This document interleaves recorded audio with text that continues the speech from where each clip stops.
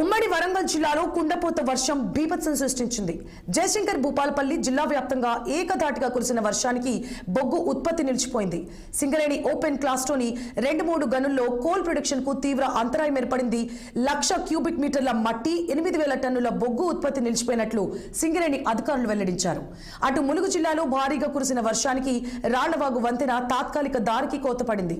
వెంకటాపురం, భద్రాచలం ప్రధాన మార్గంలో రాకపోకలు పూర్తిగా నిలిచిపోయాయి.